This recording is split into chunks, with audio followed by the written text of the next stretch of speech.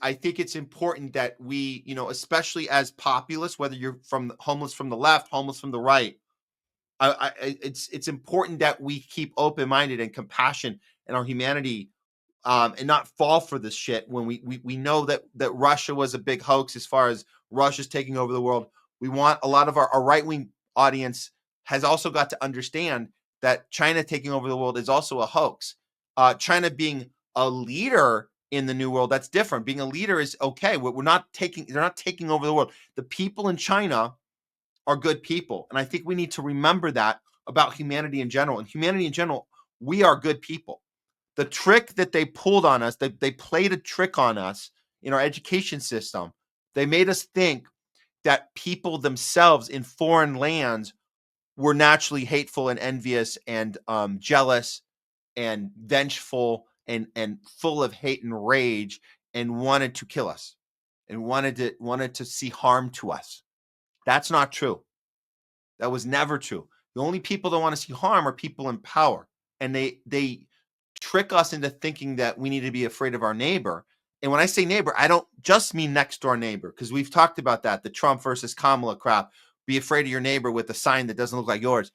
They also want us to be afraid of our neighbor across the oceans, in other lands, specifically China. And what RedNote has done for us, it's allowed us to be exposed to what people in China actually do think and feel when they learn about us and what they think about us.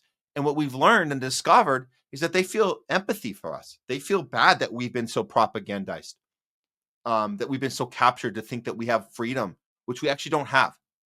And they're not saying that they live in the greatest place on earth. They have problems as well, but they're just not as captured and as tricked as we are. They know the system they live in. We don't. So this story I'm going to leave you guys with is really heartfelt, and I want you guys to listen to it and know that no matter what happens with TikTok, we know that Trump put a 90-day extension. We'll be following that for the next 90 days. But RedNote is not going anywhere, and these relationships that people are making with each other are not going anywhere. They're here to stay. They're here to stay. That's the unfortunate. If you were a congressional member, that whether the Republican, Democrats, they all did it. They are all guilty of it, tricking us into saying that China's taking us over. That's why we're canceling TikTok. We know it's because it's Israel. Israel is the reason why TikTok got canceled. Again, we have a 90-day uphold on it. We'll see what happens in the next 90 days. But RedNote, the protest place that all the TikTokers went, ended up being a place to connect with Chinese citizens.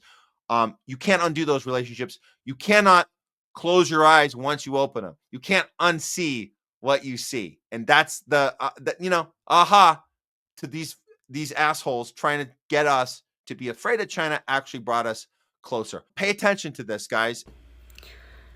To all TikTok refugees and our foreign friends, you might have felt the welcoming atmosphere on RedNote here, and you may also have seen comments like, finally, Li Hua got his letter back. Let me quickly explain what this means and why all Chinese people are so eager to talk to you all. There's a story behind this. Chinese schooling is very tough, and back in the school years, most of us were kind of scared of English exams. And there was always this short essay question on almost every exam. It usually start with something like, assume that you're Li Hua, a grade 12 student writing to your foreign pen pal, Peter, Sarah, or Jennifer, to introduce cuisines in your hometown, invite them to travel in China, or something random like that. We spent years playing the role of Li Hua, writing thousands of essays in exams and test prep sessions. But honestly, we all questioned it at some point. Where is this foreign friend? I don't even know anyone named Sarah or Mike. Why am I doing this? There's no way I will ever need to write to like a foreign friend like this in real life, right? China has sometimes felt isolated because of geopolitical issues. Foreigners don't visit China as much as they visit other Asian countries like Japan, Korea, or Thailand. Most of us rarely had the chance to speak with foreigners, and many people just assumed they'd forget all the English they learned after college, anyways. So, what was the point of writing hundreds and thousands of fake English letters to an imaginary friend? Then, one day in January 2025, after writing letters to an imaginary pen pal and never getting anything back for 10 years, we finally got a real letter back from you guys on RedNote. You're like Li Hua's pen pal finally coming to life. It feels magical. We never imagined people from the other side of the world could actually hear us and get to know us.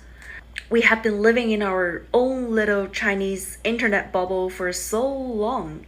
It's been fun, but we're missing something.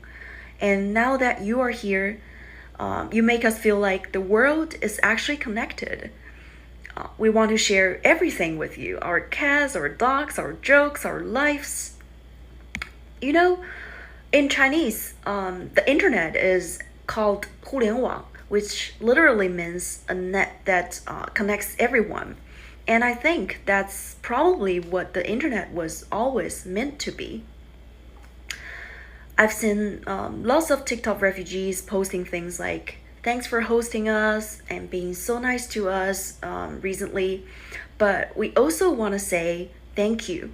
Thank you for coming over, trying to post in our language, talking to us, interacting with everyone.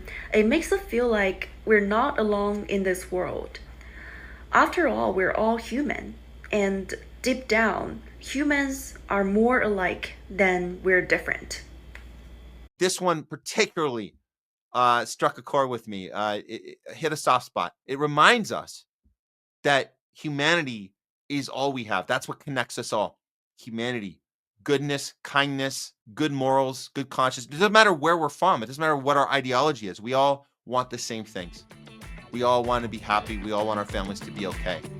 So let's not let those world leaders pit us against each other anymore.